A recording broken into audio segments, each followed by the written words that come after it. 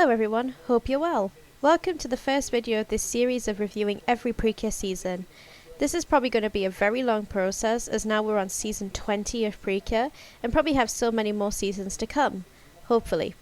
There will be some really fun positive reviews and some very unpopular opinions, but I will try to be fair and find the positives and criticisms of all seasons. I just can't promise that I can keep an even balance to all of them. Anyway, let's get started on the video. The first season of Precure was Futari Precure, which aired between the 1st of February 2004 to the 30th of January 2005. There was also a Canadian dub of the show that aired between March and July of 2009, which is how I got into Precure, as it was on a channel in the UK called Pop Girl as a kid. That was a time when there was only 14 cures to keep up with. Now there are 70. How times have changed in 15 years. Actually, 4Kids was supposed to be the company that licensed the dub for Precure, and they were supposed to have the license to dub Yes Precure 5 too. But 4Kids fell apart at the end of the 2000s, so the deal was cut very quickly.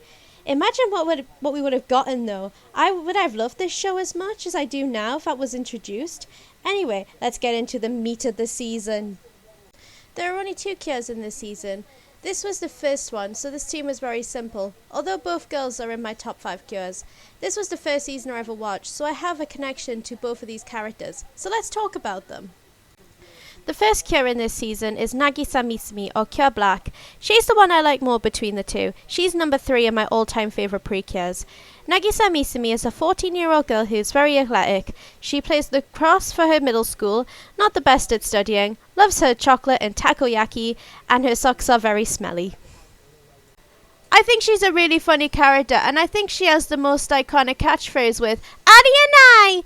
Her and Nozomi's "Get there!" I would say is the 2 most iconic catchphrases of the entire season. I also think her interactions with all the characters are good. Honoka is a more caring and real friendship. I think I could give you many examples in the show, but episode 42 where Honoka disappears and falls into darkness, and Nagisa does everything in her power to find her. Maple, it's a bunch of fights, but deep down you know she cares for him. Episode 26 where she tells Maple that she won't miss him, but when he comes back you know Nagisa missed him and was happy to see him again. Ryota is also kinda similar. He's Nagisa's little brother, and they do show that brother-sister dynamic. Similar to Maple, they fight a lot, but Nagisa does care about him and will protect him if it's needed. The aquarium episode and the one where Nagisa's following him to see if he can run an errand of his own. Both Nagisa will protect him when it's needed. Nagisa also has a crush on a boy called Fujipi, and the way she acts around him compared to Maple or Honoka, she's very timid and shy. There's a really good episode where Nagisa helps a friend get a present for him, even though it really pains her and she can't explain how she's feeling. Overall, I think Nagisa is a really good character, and I could give more examples of more characters that she has different relationships with. The second cure is Honoka, or Cure White. She is also 14 and a member of the science club. She is a smart and popular girl in school, and she's more easygoing than Nagisa, but can stand up for herself. She ranks 4th in my favourite cures, only because I think Nagisa has more personality than her. Honoka is more chill, however she does have her moments. I quite like that before meeting Nagisa she doesn't really have that many social interactions, so she's learning what it's like to have friends and be more social because of Nagisa. 2 examples are episode 8 where Honoka introduces Fujipi to Nagisa and she didn't understand that she was being too pushy towards Nagisa and had to learn that Nagisa needed her time to be able to talk to him. The other one is in episode 43 where Honoka is encouraging Nagisa to be more open about her feelings, but again, it was about Honoka learning Nagisa needed to figure it out herself. Another thing I really like about Honoka is while she's more quiet and level-headed than Nagisa, she can have her moments where she can be really sassy. She can have some interesting one-liners to the villains, and I like that because it makes Honoka unique when it comes to the smart cures. I guess Kiria is another thing to talk about. Honoka forms a bond with him and makes Kiria witness and see things that he hasn't seen before. The last episode with Kiria is so sad because it shows Honoka really cared for him, and even if he's evil, and this was before Precure redeemed all their villains, so it actually meant something. Overall, Honoka, as much as I don't have much to say compared to Nagisa, all the things I mentioned makes her an amazing character. So there are 6 mascots / otherworld characters in this season, so let's start with Maple. Again, like Nagisa and Honoka, Maple and Mipple are 2 of my favourite mascots, but between the 2, I prefer Maple as he has more personality and he's a lot more hot-headed. I feel like there's a more of a relationship between him and Nagisa than Mipple and Honoka. He cares about the people around him like Mipple, Nagisa, and even Paulun sometimes. Honestly, I feel like there isn't going to be much in the mascot section in a lot of these reviews, as the purpose of these characters is just to sell plushies. Although there is a plush of Nagisa in a Mepple costume, and I need that in my life. Overall, I do really like Mepple a lot, even if he is just a plushie market. The second plushie market is Mipple. Again, I like Mipple, but I feel like there's so much less character to her, and the only time she really stands out is when she gets angry at Mepple, which has only happened twice in the season. Mipple is the Princess of Hope, so it makes me wonder if her and Paulun are related to the Queen. The royal family tree isn't really explained in the Garden of Light. Overall, I love Mipple, even if she's a very nothing character compared to Mepple and Paulun. Speaking of Paulun, he is our third plushie market. I don't like him as much as the other two, but I will say there are worse mascots in the sequel that are even worse than him, so let's appreciate Paulun while it's just him. Fun fact, I hate baby characters. I find them very annoying. Granted, I'll give credit and say that they did make him a realistic child, a hyperactive boy with temper tantrums, but I can't stand baby characters. Child characters are fine, I could name a lot I really like, but I can't name a single baby character I like. Paulun is only in the second half of the show, so he doesn't overstay his welcome, and he plays a big part in the second half of the show. So he is there to be annoying, but I can't say the same for quite a few mascots in the show, so overall I don't like him, but at least he isn't insert name of mascot character in Mac's heart. The other three characters are not really in it as much, so we'll go through these quickly, starting with the Queen of Light, or Shiny Luminous. She's okay. The most iconic thing about her is her 2000 CGI. It looks awful, but I love it. It really reminds me of those bad 3D animated movies from the early 2000s. Then again, Japan isn't really known for 3D animation, but yeah, she doesn't do much except creep me out. Wisdom is a bit more of a character than the other two, but he doesn't appear as much in the first half, and in the second half he's kidnapped by the Dark Zone. I really like him. Actually, I kind of wished he was used a little bit more. He even got a whole episode about himself trying to escape the Dark Zone. Wisdom is the holder of the Prism Stone, so he gets a lot of attention with Dark Zone.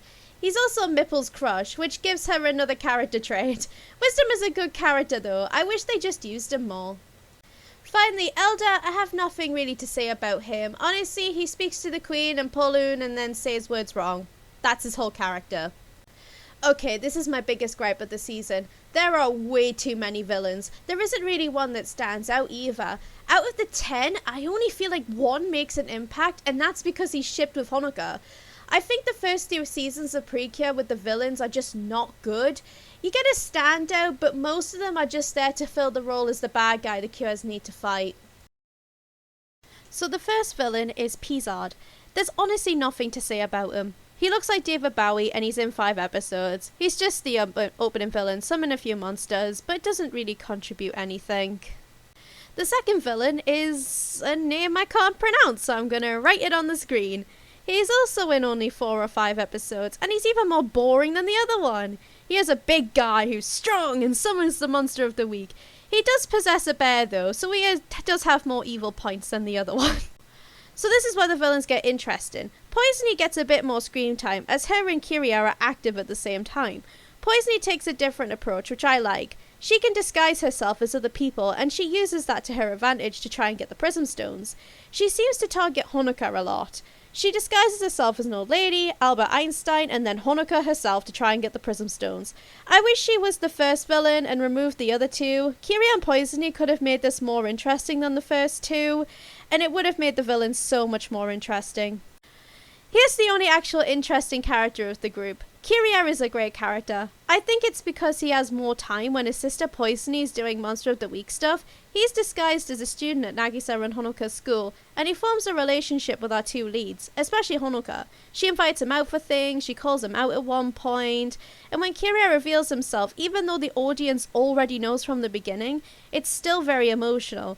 Now, in recent Precure seasons, villain killing is a no-no, even if the villain can't be redeemed. Kiria is a villain where I wouldn't have mind seeing him turn into a good guy and continue as a student at the school. But no, he dies. Kinda. He does come back at the end at the finale to fight the Dark King, but disappears again, so after that, sadly, Kiria doesn't get a happy ending that I think he deserved. So I said Kiria is the only interesting villain, but I think Ikubo is also a really good villain. He is intimidating. He shows he's the strongest guy in the group, so the Cures can't beat him straight away. He is the only one who gets the closest to completing the goal of the 5 villains, just for the one reason: he is stronger than the other Cures. And he has all the time to analyse Cure Black and Cure White's moves, and he takes advantage of that. Although, you want to know what his reward is for completing his mission? He gets killed by the Dark King! I think he should have stayed for the second half. He had so much potential to be a real threat to our good guys, and would have probably had a lot more to talk about him. He does show up in the finale as a big clay guy for the Cures to fight, but I think he should have been around for the whole season. Now, I forgot this guy's name when I was watching the show. Now I know it. It's a cool name for a villain. Belzy Gertrude is the leader of the second group of villains, and I think he's the most interesting and best designed of the 3. He definitely contributes the most, makes the plans, leads the attacks, and the one I enjoyed the most of the 3. I still think more could have been done with him, like being a sidekick to the Dark King in the first half, or intimidating the first set of villains to build up the second set of villains. But I guess that was Ikubo's role in the first half, so I guess that probably wouldn't have worked, but find some way to put him in earlier, just so he doesn't just show up out of nowhere. Rengi is the second of the villains. In the second half, her things is that she speaks very, very quietly. Then she proceeds to shout very loudly after, and that's only in her human form. She speaks normally in her other form. Again, I feel like she's just there to fill villain spaces. She isn't really anything to stand out. Juna is the final 3 of the villains in the second half. He starts out as a businessman and jumps out of a window when he awakens. The beginning of his character reminds me of a work comedy anime because of how bizarre he is at the beginning. I will say out of the 3, he is the most energetic and the most forgettable of the 3, but he's definitely got more of a presence than the first lot of villains. I know this is the first season of the show, but I really think it should have been one or the other with these villains. I know each group had a different goal. First one was to keep a hold of the Prism Stones, the second one was to keep a hold of Wisdom away from the Cures to find the power of the Prism Stones. However, it was too much. No one stood out except Kiria. I don't remember the villains from Max Hall, but hopefully next time they condense them down. It just felt like at times they just wanted to add more people for the Precure to fight. Okay, so there are 2 versions of this villain. This is the monster of the week that the Cures have to fight. It's a shadow that possesses an object and turns into a Zakana. This was before the villains attack people and turn them into monsters. The other Zakana is 2 butlers that show up in the second half, and I believe these guys also show up in Max Heart as well. Their role is to watch Wisdom when he's kidnapped over the second half of the season. They are also comedy relief for the show as well. I like them, they're harmless, they don't show up to the point of being annoying either. So the Dark King is our bad guy of the season. He needs to be awakened, twice, using the power of the Prism Stones, and that's what both groups' final goal is. He does a lot of talking and no action. I know he is the first. There's a lot of tall, shadowy figures that just talk all season, and maybe fight twice throughout the entire show. In the second half, he disappears because the Precures beat him up. There's not really much to say about him. He just stands there and talks to the villain of the week. So the plot here, spoiler free, is that there's a place called the Garden of Light, and it has been taken over by darkness. Meppel is the warrior of hope, and Mipple is the princess of hope. They have 2 of the 7 prism stones, which is the power of creation. The remaining 5 zones are with the Dark Zone, the villains of the season. Meppel and Mipple's task is to find the warriors of hope to help fight and get back the remaining 5 stones. Nagisa Misumi and Honoka Yukishiro are 2 middle school students with polar opposite personalities. Nagisa is a very athletic girl in the lacrosse team who's very popular with her classmates, and Honoka's more quiet and academic. She's a member of the science club and was popular with the boys. Nagisa and Honoka end up together because Meppel and Mipple choose them as the Warriors of Light. Nagisa becomes Cure Black and Honoka becomes Cure White, and their task is to get the Prism Stones off the 5 generals of the Dark Zone. Each one has a Prism Stone that regals the Garden of Light with the power of creation and defeats the Dark King. In this next segment, I want to talk about some episodes I've loved from each season. I'll talk about 3 episodes and why I loved them. Not exactly a top 3, but I'm going to do them in chronological order and talk about what happens and why I love them. We are going to talk about episode 21 first, the Kiria episode. This episode reverts all expectations. Precure has this habit of redeeming all their villains in recent seasons, but there was a time when they didn't. So Kiria reveals himself to Honoka, saying he is her enemy, and is from the Dark Zone. So Honoka has a decision to make to fight Kiria and get the Prism Stone back or not. In the end, they decide not to fight him, but try to give him the life he wants, to be a normal middle school boy. However, if this was a modern Precure season, he would have gotten his wish. However, he chooses to sacrifice himself to create a better world and go back to the Dark Zone for punishment, which is death. Yes, he dies. Only thing I'd say is that this could have been a two-parter because we don't get to see Honoka's emotional reaction. There could have been a part 1 where Honoka tried to figure out what to do, and a part 2 where Honoka reacts to the aftermath of the situation. It just feels a bit rough. Kiria comes back later and dies again. And again. Not really much of a reaction by our Likias, but overall a great episode. Episode 38 is one of the funniest episodes of Precure. In this episode, Nagisa and Honoka are casted as Romeo and Juliet. I think you can take a guess on who's casted as who. But this is one of the episodes I remember the dub as a kid.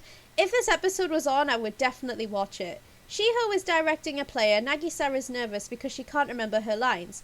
Now there's a scene in the dub I remember which I used to find funny. Paulun helps Nagisa remember her lines by telling her the lines when she's stuck, but because the Dark Zone shows up, he tries to warn Nagisa about them, and she thinks there are her lines, so she's just randomly saying them out loud, and for some reason 10-year-old me found this to be the funniest shit. But overall, this is a nice episode. The last scene after the fight with Nagisa and Honoka ending the play, which was a lovely moment at the end, and it will always remain one of my favourite Precure episodes as a whole. Okay, so out of the 3, this is my favourite episode in Futari. I have mentioned this episode way too much already, but I do think it's the best episode in the season. So the Dark Zone's plan is to separate Kya Black and White from each other, as they can't attack without each other. It's about what the two would do if they were separated. Honoka is trapped in the darkness, and while scared, she has hope in Nagisa coming to rescue her. Mipple is also freaking out, so Honoka tries to calm and reassure her. Meanwhile, Nagisa is the opposite. She's the one who's freaking out, and Mepple is the one calming her down. Only difference is, Nagisa can be the hero on her own in the situation and rescue Honoka. This also shows how much their friendship means to each other as they are reunited. Nagisa is in tears telling Honoka how worried she was of her, and Honoka reassuring that she's fine and that they will come out of it even stronger. I don't think we've had a Precure episode like this in a long time where it makes the friendship between the two characters stronger. I'm really glad we're getting those episodes, like with Sora and Mashiro in the recent Precure season. I hope we get more episodes like this in future Precure seasons. There's only one transformation in this season. Both Kyas can't transform unless 1, they are together, and 2, both Mepple and Mipple are present. I feel like they could have used this to the villain's advantage more. For example, the episode where they separate Black and White. Why did they wait for them to transform? Surely it would have been at a better advantage if they to attack before they transformed, or took the mascots because they can't transform without them. Anyway, I love this transformation. The simple music is one of my favourites. I love the iconic introductions at the start. When you think Precure introductions, this is one of the most iconic. I love the character designs of these characters. I love the simplicity of the colours of just black and white, especially since most seasons now go for a pink, blue and yellow trio with either a purple or a red as a final colour. It makes these characters look so unique. Now moving on to the attacks. I'll be honest, this is where you've lost me. There are 3 attacks and all of them are the same, but they say something different every time. Worst thing is the repeated animation. I can kind of let them off here, but as we get into the later seasons it gets worse. But for the first attack, I like this one. Only thing is they are protectors of light and they're throwing thunder at enemies. Light would have made much more sense. Also, thunder isn't light of storm, it's the sound, so yeah, it should be lightning. The attack is okay, not one of my favourites, but it does the job it needs to for the first attack. It's strong enough for the first few episodes, but you can see the struggle later on. The second one is Rainbow Therapy. This attack's only used twice. This is used if a Sakana is fused with a living creature rather than an object. Instead of thunder, it is a pulsar, and other than the attack, it is the same as the first one. It's good, they aren't attacking living beings with lightning, but again, it's just an okay attack that gets the job done. Finally is Rainbow Storm. Again, it's the same as the previous 2, except Paulun has to be present to use the attack, and there are some cool bracelets. I'd say out of the 3 versions of this attack, this is my favourite, and in a way, it kind of feels like this one attack is just progressing into a stronger form. Which in a way, I quite like that, but you can see the progression of this one attack. But for me personally, I quite like how they developed later on, where everyone has a solo attack, and then later on it develops into a group one. But with there only being 2 characters, and the point is friendship and bond keeping them together, I get why they have done it this way. So how does this season end? Is it good? It's okay. The problem is that I feel the ending was just the same as the mid-fight with the Dark King, but was done worse.